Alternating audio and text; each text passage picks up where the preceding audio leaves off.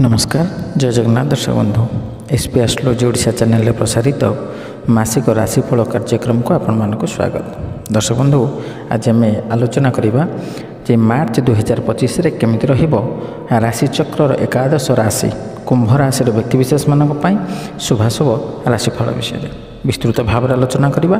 किंतु ता पूर्व जदि आप आम चैनल को प्रथम थर रही तो वीडियोटी को लाइक करूँ, शेयर करूँ और चैनल को सब्सक्राइब कर पाखे बेल आइकन को प्रेस करूँ।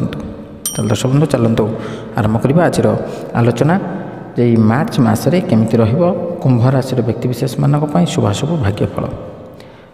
ए कुंभ राशि जार अधिपति ग्रह होउछन्ति शनि, यार शुभवार शुक्रवार शनिवार एवं घातवार गुरुवार। शुभ संख्या 4, 5, 8, शुभ रंग धूसर सबुज ब्लू। दर्शक बंधु एवं आम आलोचना करनबा जे ई मार्च मसरे कुंभ राशि व्यक्तिविशेष मानक कौन रहिबो गोचरीय ग्रह स्थिति।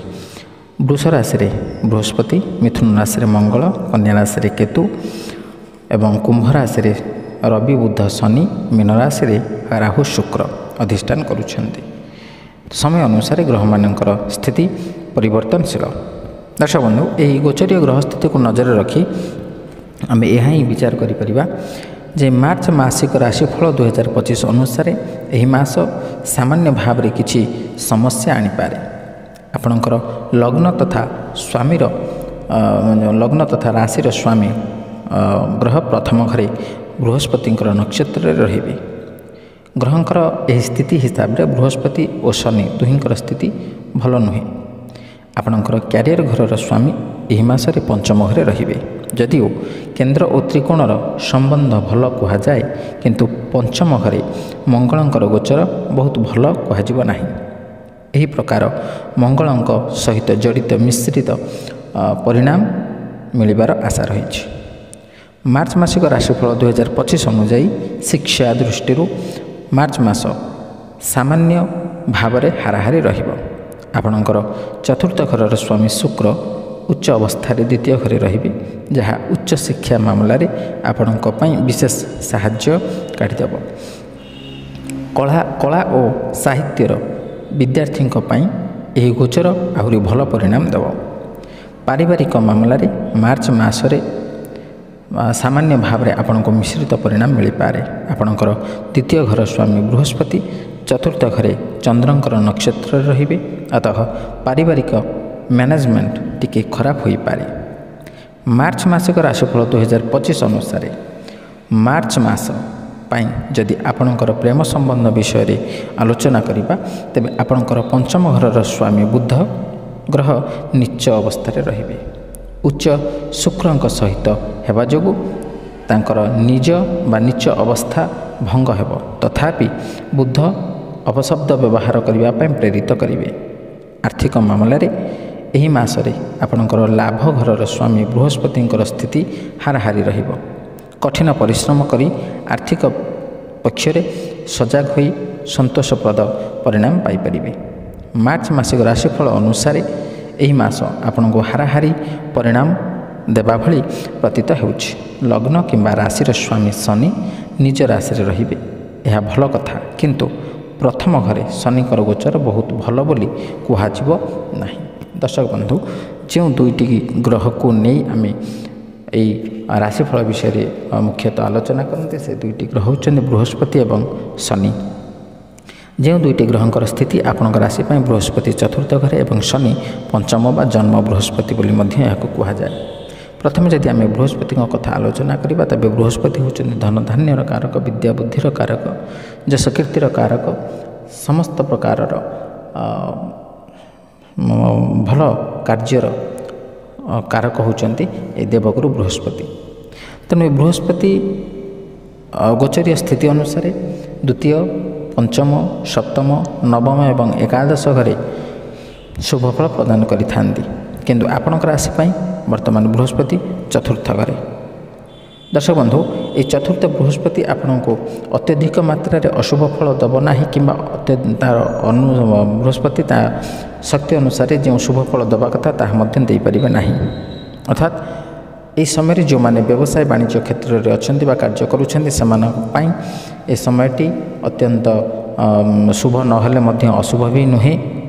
कहीं अन्य ग्रह मानकर ज्योति दृष्टि द्वारा आम जदि आलोचना करवा तेज व्यवसाय वाणिज्य क्षेत्र में सामान्य रूप से क्षतिर सामना करें किंतु आय एवं व्यय प्रायतः समान रहिबो एवं जो मैंने पार्टनरशिप रे व्यवसाय करुछन्ति समानक पार्टनर समानक संपूर्ण रूप से असहयोग मध्य करिवे नाही किंबा संपूर्ण 100% सहयोग मध्य करि न पारंती एवं जो मैंने शेयर मार्केट अर्थ विनियोग करुछन्ति समानक पई वर्तमान समय प्रायतः साधारण बोली कहुव अर्थात ना आपणकर शेयर अत्यधिक मात्रा रे उच्च को जीव बा नीचगामी हम तेणु नॉर्मल पोजिशन में रहिबो जो मैंने अध्ययन क्षेत्र अच्छा विद्यार्थी माने ए समयटी परिश्रम अनुसार फल पाइबे किंतु सामान्य मात्रा रे आपणकर पाठपढ़ा क्षेत्र मन फेराई आनी पारंती बा आग्रह प्रकाश करि न पारंती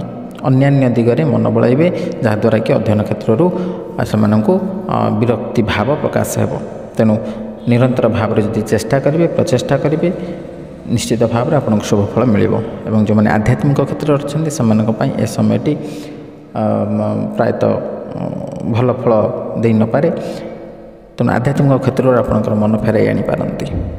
दर्शक बंधु आपंकर विशेष भाव में देखा गले बृहस्पति शारीरिक और मानसिक क्षेत्र में आपणकर अवस्था टी बिगाड़ी दे पारंती बा मानसिक अशांति आप रही पारंती विभिन्न प्रकार समस्या को नहीं।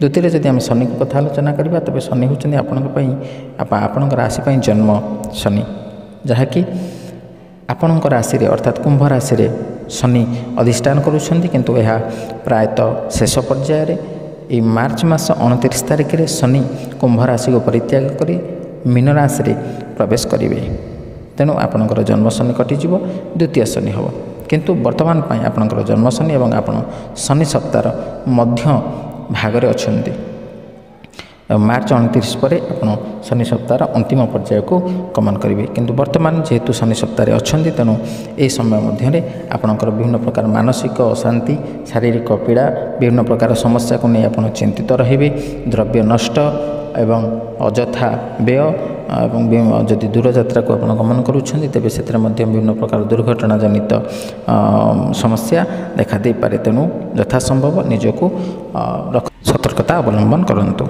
दर्शक बंधु तो शुभ और अशुभ फल विषय आलोचना कले जो अशुभ फल कथा आम आलोचना कले से अशुभ फल को परित्याग कर शुभ फल प्राप्त करने निमंते आम केत गुड़िए प्रतिकार विषय आलोचना करवा। प्रतिकार गुड़िक हूँ आपण प्रतिदिन स्नान पर विष्णु सहस्र नाम पाठ करूँ बा नारायण को दर्शन करूँ किंबा माँ दक्षिण काली को आराधना करूँ दक्षिण काली स्तोत्र पाठ करूँ बा सामान्य पूजा अर्चना करें कि शनिवार एवं मंगलवार दिन हनुमान को दर्शन करूँ और हनुमान चालीसा नित्य पाठ करूँ किंबा नियमित गणेश चालीसा आप पाठ करेंगे यह करने द्वारा आप निश्चित भाव में शुभ फल प्राप्त करेंगे। दर्शक बंधु आशा करी भिडियो भल लगी जदि भल लगी तो भिडियो को लाइक करूँ शेयर करूँ और आपंकर सुचिंतित मतामत देवाक जमा भूलुनि। आज विदाय दिंतु रही नमस्कार जय जगन्नाथ।